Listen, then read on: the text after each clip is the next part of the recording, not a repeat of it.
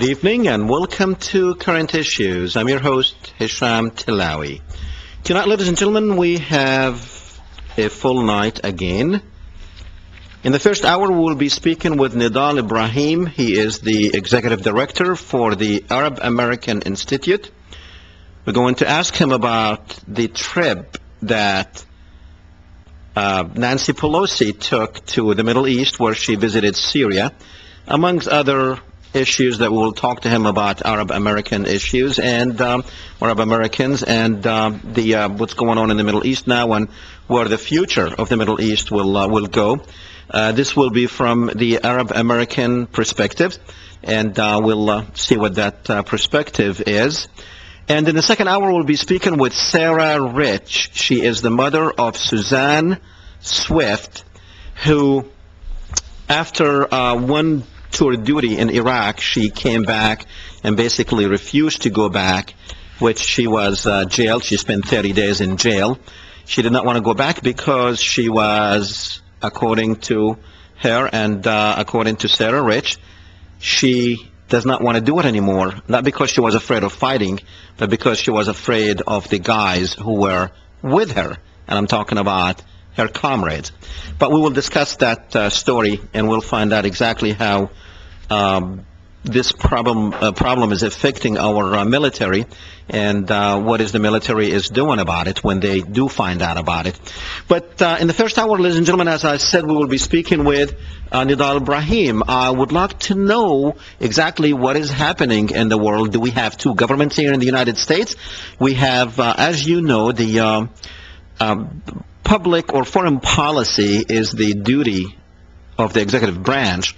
And, of course, George Bush still says that Syria was and is a state sponsoring terrorism, that they're helping terrorists, etc., etc. You've heard all the stuff that you hear on mainstream media. But also, she visited Lebanon, she visited Israel. So we're going to see, and also she visited Saudi Arabia. So what is she doing? Is she taking on the foreign policy of the United States? Or is she trying to help George Bush? Well, if she's trying to help George Bush doesn't like it. He's screaming bloody murder, I might add, that what she's doing is interference in his job. But is that really what is going on? Or is the visit to Syria by Nancy Pelosi is really helping George Bush not get out of Iraq, but maybe make Iraq, the Iraqi issue, is a little bit more manageable, especially from the Arab side? Or is there anything else besides what we are reading here? And of course, we'll explore all possibilities with Nidal. Welcome to the program, Nidal. Thank you for having me, Hesham. Sure. Nidal, let's start with the Arab American Institute. What is it? I know it was founded by Jim Zughbi, but tell us just briefly the history and I guess the accomplishment of the Arab American Institute. Sure. The Institute was founded in 1985, as you mentioned, by Dr. Jim Zughbi and several other board members. Really, Jim helped start the American Arab Anti-Discrimination Committee. Was there at its founding and sort of helped nurture that initial organization.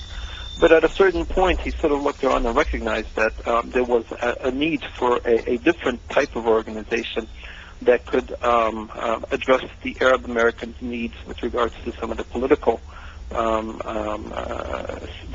scene here in the United States. The ADC, as it's well known now, is very active with regards to fighting for civil rights and discrimination, and it has developed a well-deserved reputation in that respect. AAI, the focus of AAI has always been to develop Arab American political participation. There's several, and that's done several different ways. On the one hand, we are active Arab Americans to become involved in the American political scene. That we do get out the vote efforts, voter registration drives, and we educate them about the overall American political process. Beyond that, however, one of the things that we're constantly trying to do is to plug people into their parties, whether it be the Republican or the Democratic parties. What are the different mechanisms within each party? What are the avenues that are open for Arab Americans, as they are for all Americans, by which we can help shape and influence and policies and help define some of the issues for the various parties. And then beyond, one of the other things that we do, obviously, is encourage Arab Americans themselves to run. When we have representation on the political scene, today you see Arab Americans at all levels of government. There are 5 members of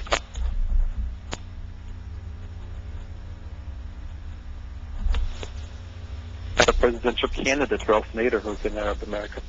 So our goal has always been to, one, encourage Arab Americans to become involved, and two, represent their interests to various government officials and government agencies in Washington. Okay. Now, George Bush was very upset with Nancy Pelosi for going to Syria. Can you tell me why did Nancy Pelosi go to Syria when the president of the country labeled Syria as a state that is sponsoring terrorists or terrorism? Is this trip to Syria helpful to the United States? I think it could be very helpful on several different fronts.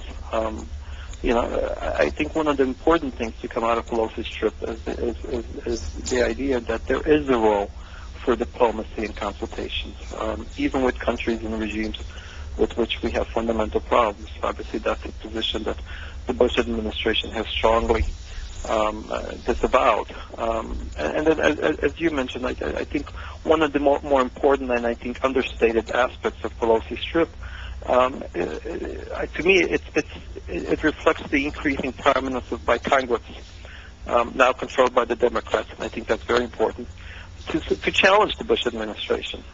You've seen it with the trip, and you see it with regards to the pressure they're trying to impose in terms of imposing a timeline on Iraq. I think fundamentally what you're seeing is the Democrats, who've been so silent on foreign policy, essentially trying to establish that 208 and beyond. I don't see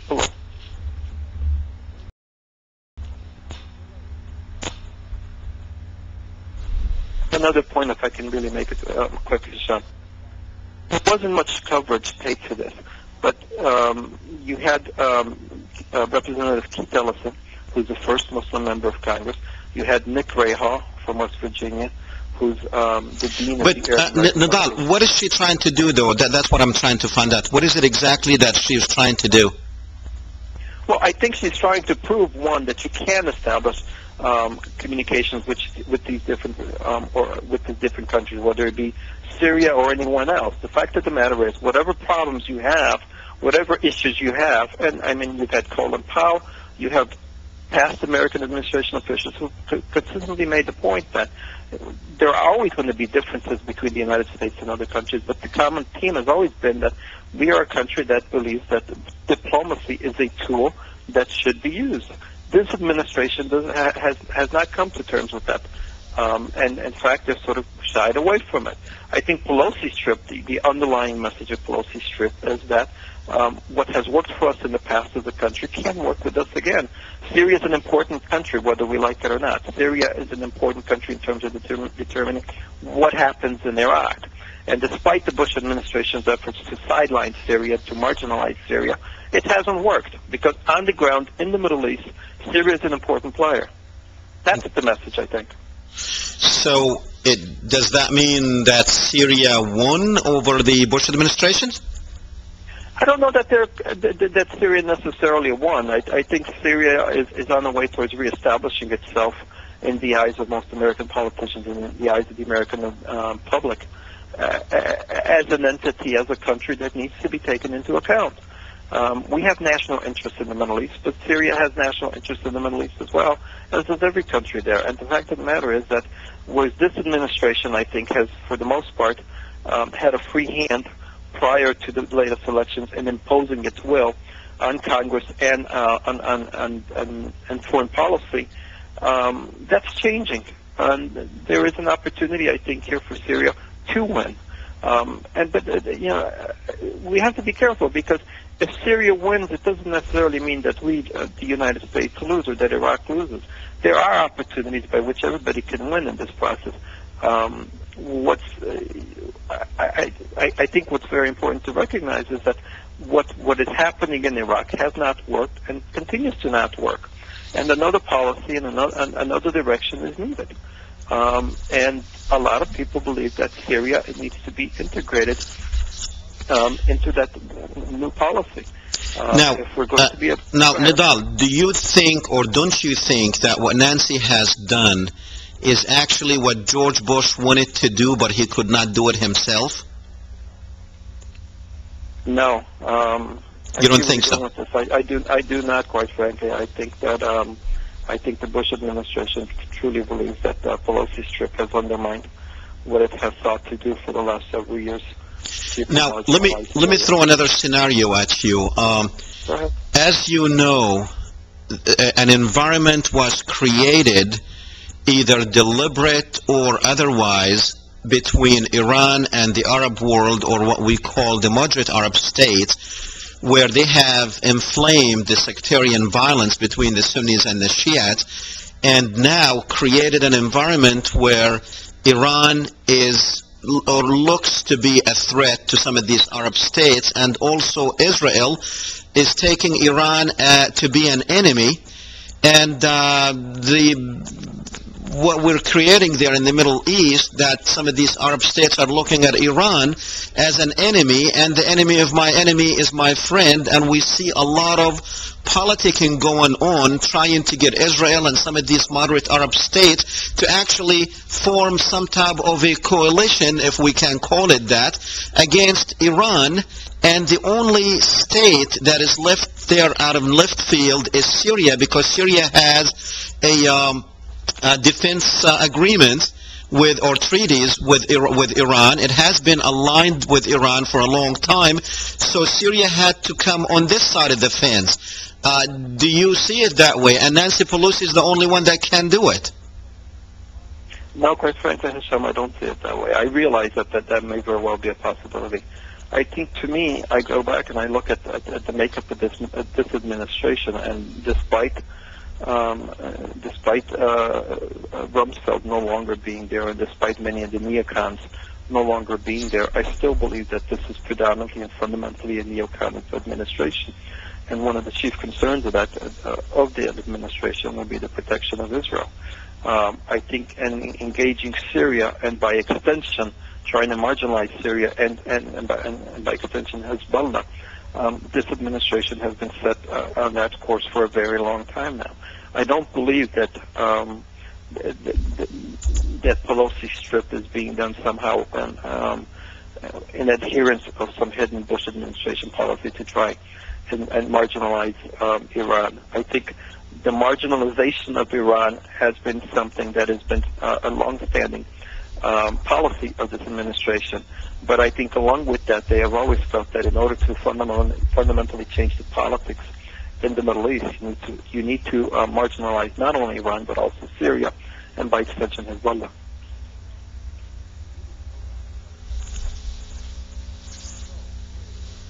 Hello? Yes. I kind of lost you. Are you still there? I am. Yes, good. So now tell me, what do you see the future or the next 5 years? I know we can't even predict what's going to happen the next year, but how would the Middle East look 5 years from now, in your opinion? Well, I think it depends on what the next administration is going to do. I think most people acknowledge the fact that this administration has not been able to achieve what it set out to do, and that it fundamentally reshaped the Middle East in an image that would make it a hospitable place for the United States. I think quite the opposite. Today, as a country, we are less safe than we were prior to 9/11, and I think it has to do a lot to do with Iraq and a lot to do with what happened in Lebanon. There is a great degree of animosity and anger towards the United States government, and we need to be careful here. It is towards the government, not necessarily towards the American people. Polls have consistently shown that. We recently did a poll in which most of the Arab countries cite a continuing concern of American interests in the region. They fear American policy more than they necessarily fear Iranian policy, with the exception of Saudi Arabia and probably Kuwait. more people see the United States as a greater danger to peace in the region than anyone else. Now, what are we going to look like in 5 years? That all depends on what the next administration does in terms of moving to resolve the issue in Iraq. I know that the number of killings is down, and while that's a hopeful sign, I'm still very much skeptical of this renewed American effort. I think long term we need to do a better job of integrating all the parties there and getting them to work towards the common goal. In Palestine, I think you cannot address the issues of the Middle East without addressing the issue of Palestine.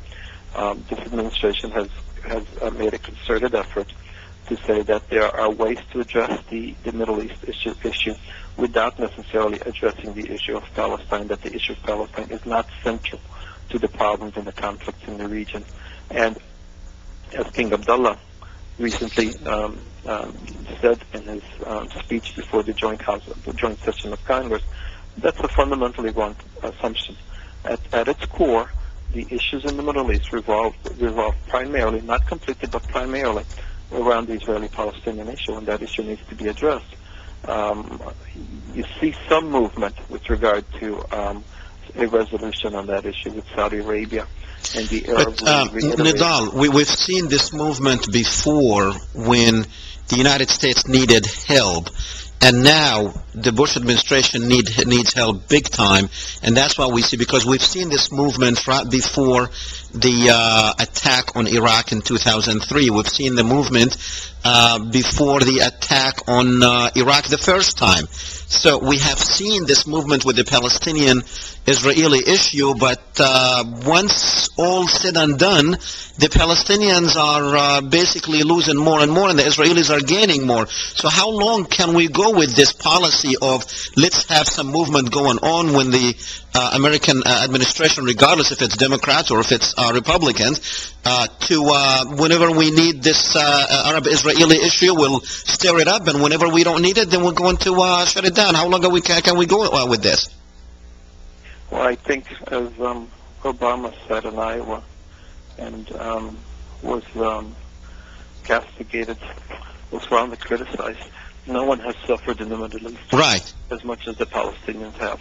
And I think, fundamentally, we have to recognize the fact of the matter is that there is no entity in the region, or even Europe, that can serve as a mediator between the Israelis and the Palestinians. The fact of the matter is that if we are to achieve a resolution of the Israeli-Palestinian issue, it's going to have to be with an active, engaged American administration. Part of the issue, I think, quite frankly, has been that this administration has not been engaged in the Israeli-Palestinian issue for the past 6-7 years now. So do you really believe that an active American administration will be able to make things different for the Palestinians, or who is the potential of bringing things differently? I think a lack of involvement by an American administration, I think, offers no chance for any kind of resolution. I realize that there's a great degree of skepticism, as there should be, quite frankly, with regards to whatever, quote-unquote, an honest broker-type role that the United States administration can play. But at the same time, we have to recognize that the Israelis and the Palestinians have not and will not be able to come to some sort of a solution in and of by themselves. So we have to remain engaged as a country. Which might tell us that really the administration does not have a lot of clout when it comes to the Israeli-Palestinian issue, because we've seen President Clinton, who came very close, actually Democrats came very close into solving this problem, but the problem is the people they assign, like Dennis Ross, for instance, when they assigned him for 6 or 7 years handling the Palestinian-Israeli issues, and he was definitely on one side of that issue, which means that the United States be a neutral participant in this? No, I don't believe it can be a neutral participant, but I also recognize that at the end of the day, that the United States will be the only country that might be able to get Israel to move towards an acceptable solution to the entire conflict. I think the Palestinians have made moves in that direction, but that the Israelis have not. At the same time, I think let's jump to something else. What is the position of Arab Americans, or at least AAI, the Arab American Institute, on the events of 9/11? Are you accepting the events of what took place and the way the government told us it took place? Is that what position are you taking on 9/11? Well, why don't you clarify the question? What do you mean in terms of how the government positioned this? Are you accepting the government answer to what took place on 9/11? Yes, in terms of the 19 hijackers. Exactly. Go ahead. Yes, are you accepting that 19 Arabs got into an airplanes and somehow they were the cause of those 2 buildings to fall, etc., and they went and attacked the Pentagon? That's the official story, and that's the story that was in the 9/11 Commission report. Is your position to accept that those findings? Given the evidence that's been presented and everything I've been able to see and read with regards to that specific event, yes. I'm sorry, say that one more time? Sure. Given all the evidence that I've been able to see and read with regards to the events surrounding that day, yes, I do accept that. Okay, so there's nothing in 9/11 that AAI or any Arab Americans that you know of, any Arab American organizations that have challenged those positions. Do you know of any Arab American organizations that have challenged the government story? No, I do not know of any. Okay. Does that mean that the Arabs are accepting blame for what happened on 9/11? Absolutely not. I think that ultimately you look at you look at what happened on 9/11. I think you can point to a certain a small number of folks who had a specific agenda in which they were dead set on carrying out, and unfortunately they were successful. I do not see that as a reflection on the wider Arab world or on Saudi Arabia, or as somehow being representative of Islam. I think that, no, I reject that out of hand. Okay. Have you seen any of the studies that are out there that kind of puts a lot of holes in the government story as far as like what really took place on 9/11, like Stephen Jones' research, for instance, or David Griffin Ray, or any of these people that have talked about 9/11, that it could not have happened, that it's impossible for those 2 planes to be the cause for those 2 buildings to fall, or you guys did not look into that? No, I have not seen the reports that you've mentioned. Okay. No, I have not. Okay, very good. Nidal, let's jump into something else. I see lately that American Indians, not the original, not the native Indian, but American Indians from, or Indian Americans, I should say. I've seen them like in Hollywood. I've seen them like models, singers. I see politicians. And when they are introduced, they introduce them as Indian Americans. And I'm thinking there, why are we, Arabs have been in the movies. Probably a lot of people don't even know that Danny Thomas was an Arab. We have Casey Kasem. Probably a lot of people don't know that he was an Arab.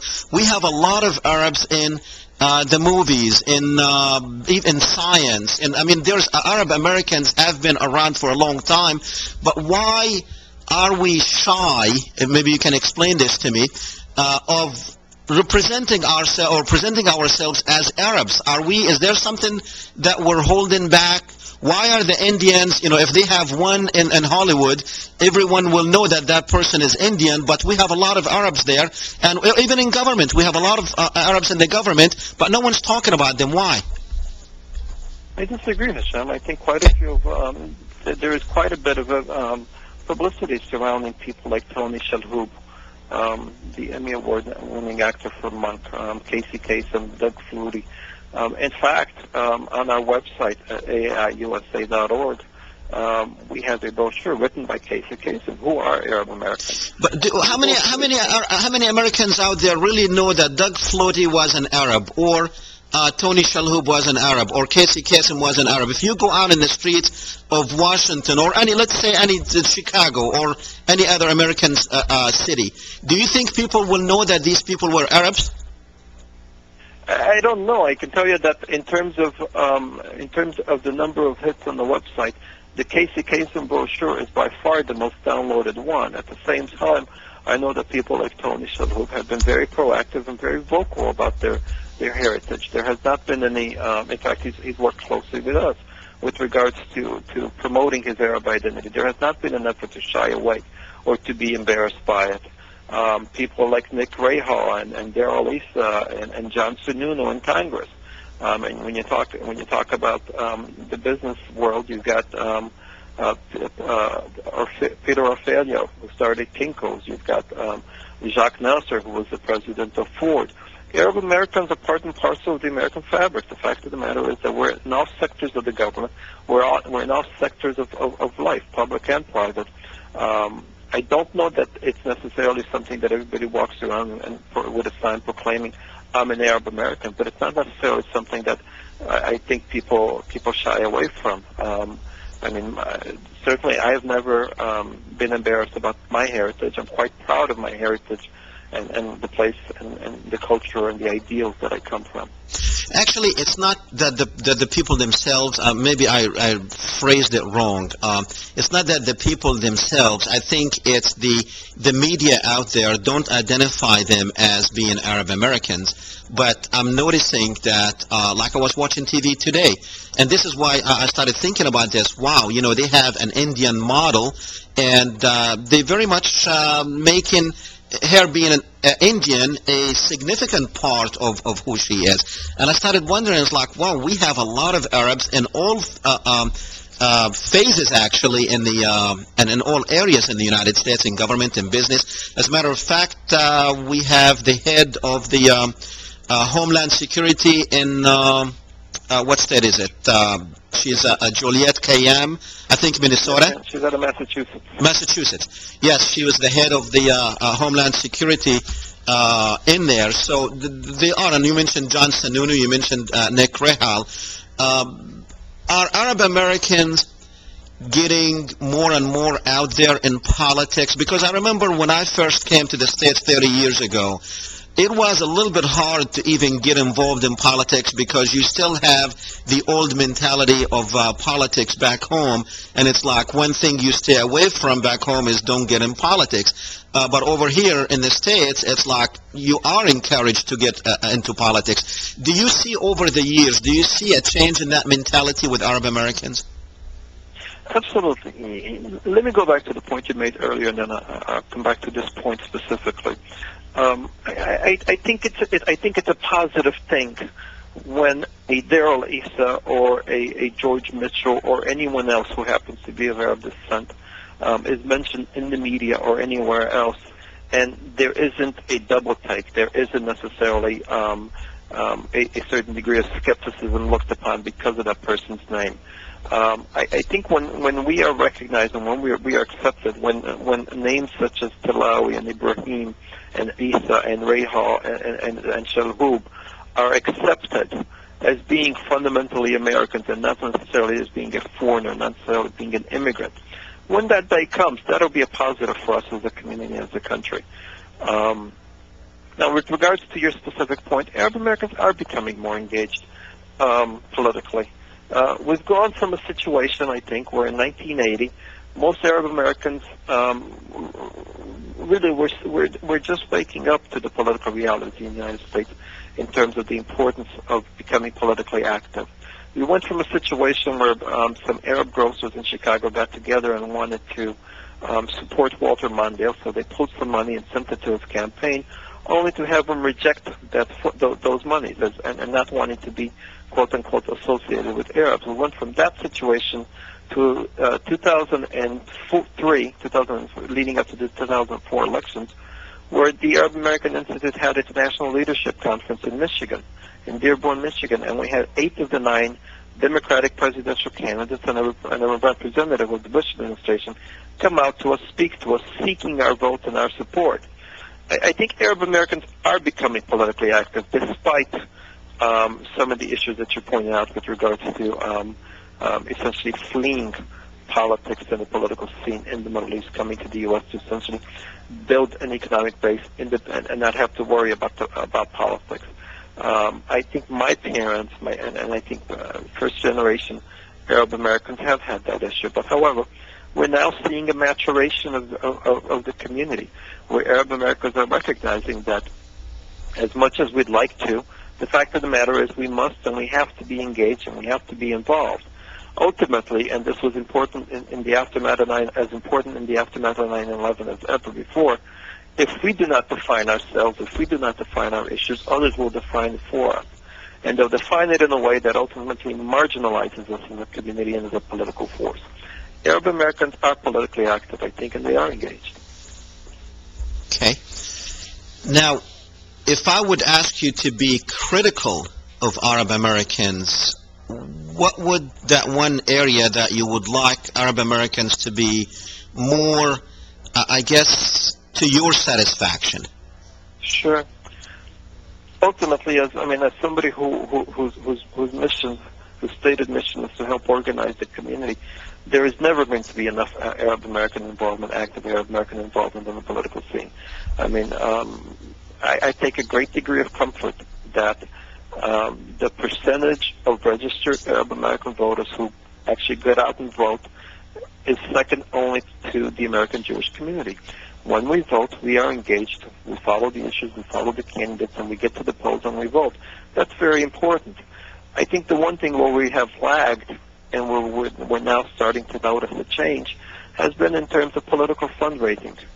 Money ultimately is a very important tool in the war chest of any politician.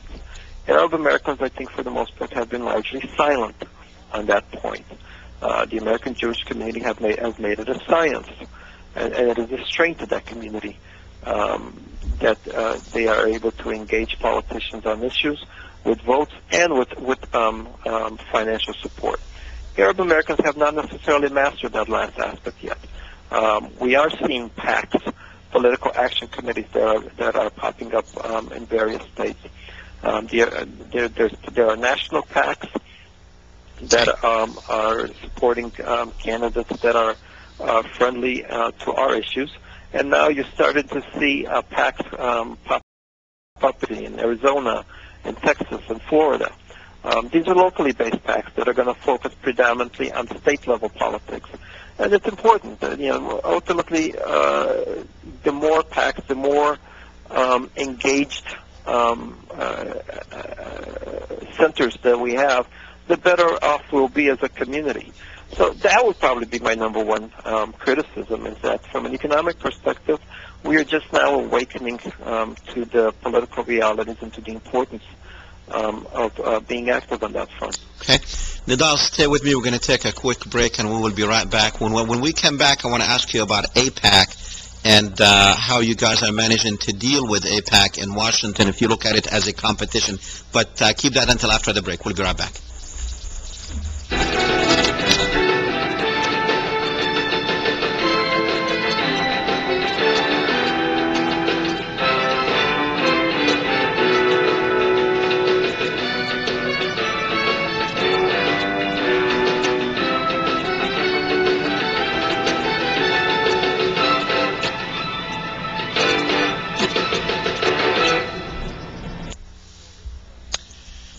Welcome back, ladies and gentlemen. We are speaking with Nidal Ibrahim of the Arab American Institute.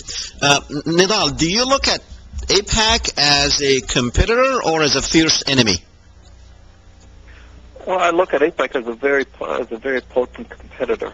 Somebody who's is a $40 million organization, well organized, very seasoned, that has managed to rally the American Jewish community around one central issue, and that is Israel.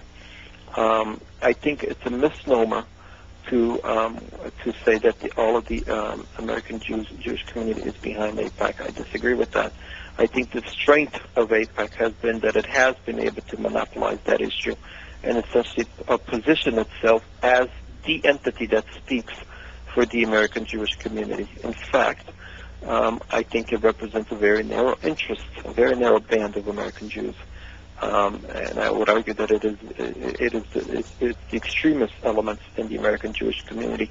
But it's those extremist elements with money, though. Very much so. But there also needs to be a recognition, though, that there are a great many American Jews, both centrist and liberal American Jews, who are recognizing that ultimately some of the policies and some of the issues that AIPAC is continually putting forward are ultimately going to be detrimental to Israel and to the American Jewish community. We've seen and we've heard now of an effort by a moderate Soros of American Jews, exactly, the Soros group, to essentially begin help create a counterweight to AIPAC. We've done polls. There have been polls. We've done them with Americans for Peace now, in which a majority of American Jews and the majority of Arab Americans tend to agree with regards to the Israeli-Palestinian issue. That there does need to be a two-state solution, and that most of the core principles have been addressed. But you won't find that reflected in the policies of AIPAC. And I think increasingly you're seeing American Jews who are questioning AIPAC as an entity and whether it can truly represent them and their interests. Okay. Do you see, well, I was going to ask you a question, but I'll go ahead and ask it. Have you, like in private conversations with some of these senators or congressmen, where some of them would say, Nidal, I wish I could do this, but I can't because of AIPAC? Have you had, is that like a normal thing in Washington? I can tell you that AIPAC is very potent on the Hill. In some respects, I can tell you that they have helped draft legislation. But have you had any senators or congressmen actually tell you that we would love to do what you're asking us, but we can't? Yeah, we've heard enough anecdotal evidence along those lines. I think that there are a great number of congressmen on the Hill, representatives and senators, who do recognize that there is a fundamental imbalance in American foreign policy when it comes to the Israeli-Palestinian issue. What did you tell me the budget of AIPAC was? $40 million. 40 million? That is correct. And with 40 million, they're able to do basically all the things that they're doing, and the Arabs can't come up with 40 million? So far, no. The Arab American community, again, has not been as forthcoming with regards to funds. Because of that 40 million, I think Israel is receiving $3 billion in aid.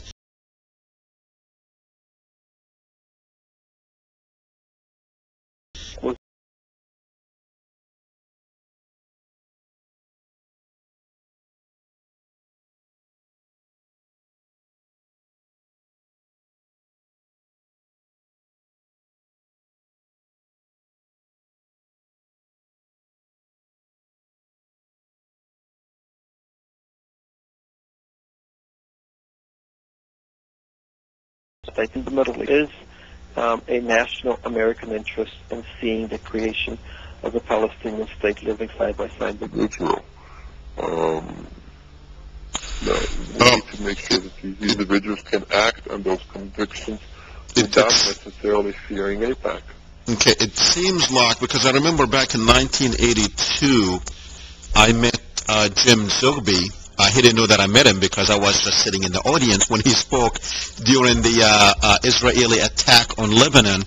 And from that moment, I realized that how weak we were politically in the United States. But looking at us now, I think I would say we came a long way from back in 1982. Which is, due to the efforts of people like yourself and people like Jim. But do you think we have made the same strides in the media, for instance? Are we out there in the media? Have we gotten any newspapers or TV stations or anything that you know of? Well, let's be careful about that, because I think the American media is a very diverse entity. I think you're seeing various perspectives and various viewpoints reflected in that. I think with regards to Arab Americans, we are making strides. I think you are seeing Arab Americans who are becoming reporters, who are becoming editors, who are becoming producers, and who are helping balance the coverage of Arab Americans and of the issues in the Middle East. Going back to your earlier point with regards to how far our community has come, we have to be cognizant. We have to remember that for the most part, as a community, we're relatively new at this game. The American Jewish community, the Irish, the Italians, they've been at this for 150, 200 years. What we've been able to accomplish in the space of 20, 30 years really is remarkable. We've come a very long way. Granted, there's still work to be done ahead of us, and I'm very encouraged by some of the signs I see, as I mentioned earlier, with regards to the establishment of PACs in Arizona, New Jersey, and some of these other places. We have a while to go still, but we are organized, we're better represented, and I think there is a growing sense of identity and recognition of Arab Americans as an up-and-coming constituency. Okay, I noticed you used the word diversity when you were talking about the media earlier.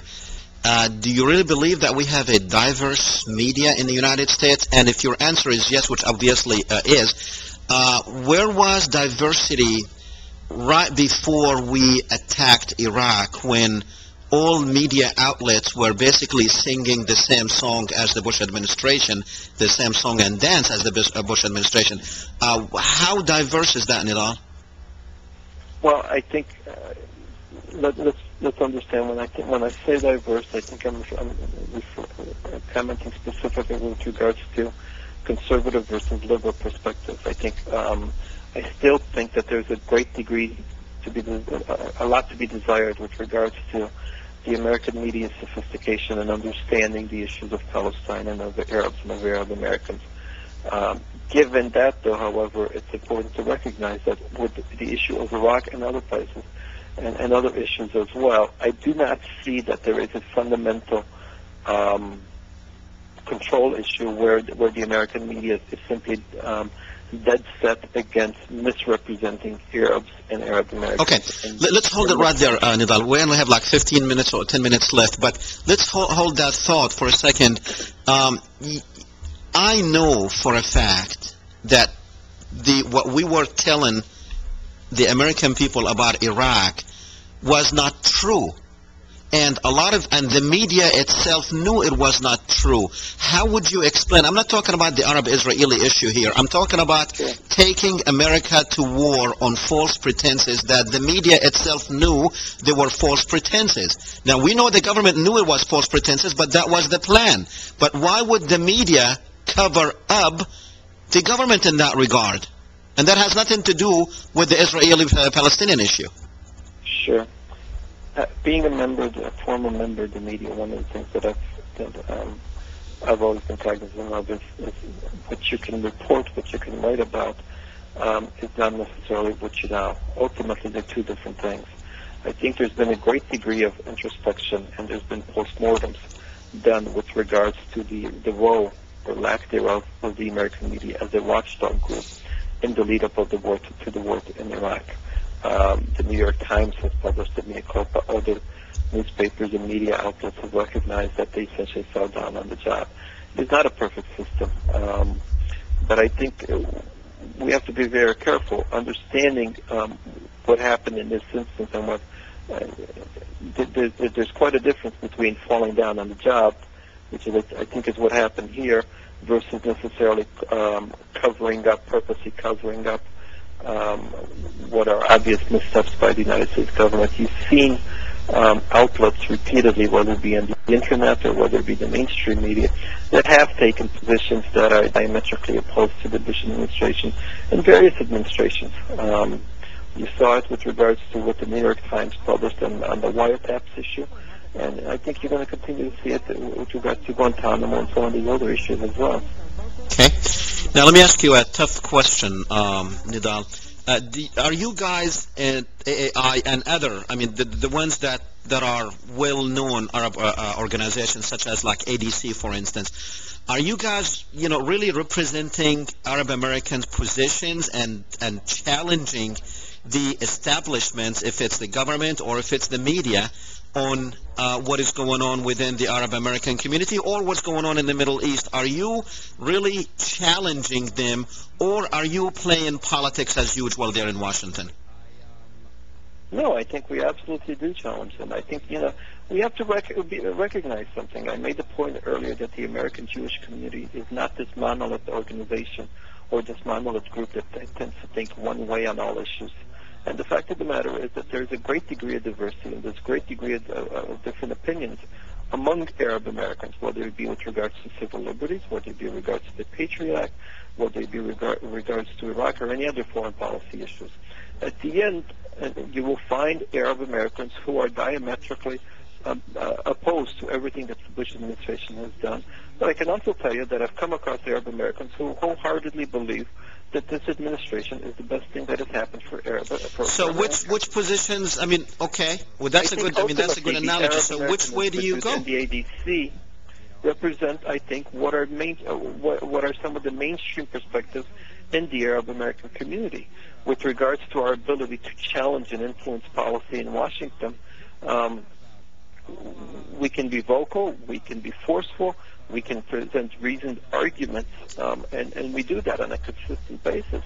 But we also have to recognize that ultimately the power of the vote and the power of the purse are the ultimate determinants of which way policies go.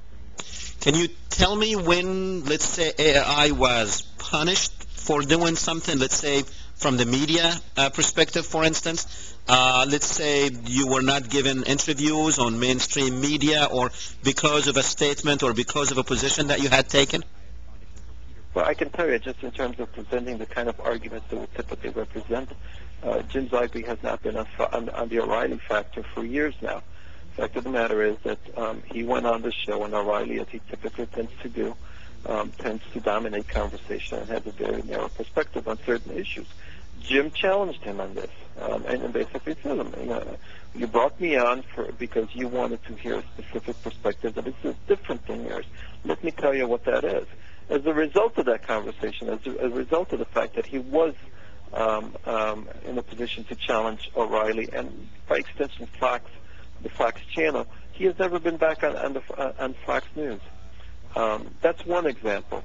With regards to policies and the government, I can tell you that as an entity, AAI, and as a community, Arab Americans, we're having a very difficult time making inroads with the Bush administration.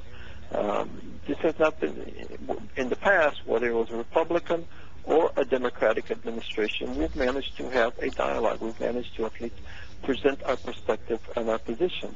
We have not had that kind of success with this administration. It has been very focused on some of its policies and some of the goals that it's wanted to pursue, and it has not sought or wanted to hear viewpoints that are opposed to those perspectives.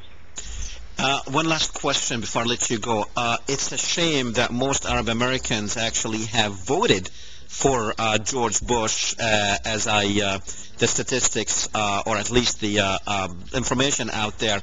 Where did we go wrong with George Bush? I think with regards to George Bush, most Arab Americans did not vote for George Bush in 2004. They did vote for him in 2000. Yes, 2004, of course. Prior to 9/11, one of the key points for this community was the use of secret evidence. And Bush was the only candidate that, in a public forum and a public televised debate, essentially went on the record and said that this issue of secret evidence is one that is important to me, that we need to examine, and it's fundamentally unfair. It was those comments that eventually led the community, I think, to support Bush. I guess he fooled us all. Americans to support Bush. Of course, in the aftermath of 9/11, his policies have been anything but in line with that comment. And you saw the Arab American vote swing wildly towards the Democrats in 2004. Very good. Nidal, I just want to say thank you for coming on the show. It has been a pleasure, and good luck to you and AAI for what you are doing for Arab Americans. Thank you for having me. Thank you. Okay, ladies and gentlemen, I wanted to bring Nidal so we can show our viewers that there are organizations out there, even though sometimes they're probably not as tough or as rough as I would like them to be myself, but of course, probably if they do, they will probably not be as successful. And I understand, you have to sometimes weigh in your options, and you have to play ball by the rules. It doesn't matter if you are if what you're doing or if you're playing right or not. I think it's a lot of it has to do with he did mention, money is a factor. Money is definitely a factor. And if money can actually get our Congress and our administration to go and do the things that it is doing, that does not say much about the future. And I'm really afraid and scared and concerned at the same time that $40 million, I always kept saying $200 million, and I was wrong. The budget of AIPAC, I always said $200 million, but I understand from Nidal that it's only $40 million. And if they can do with that much money and get $3 billion aid to Israel, and $1 trillion aid to conduct a war, and over 3,000 American men and women to die for it, I guess they're doing pretty good for $40 million. Well, in the next hour, we're going to be talking about those American men and women that are fighting in Iraq. I will have with me Sarah Rich. She's the mother of Suzanne Swift, who came back from Iraq and said, "Mom, I don't want to go back there."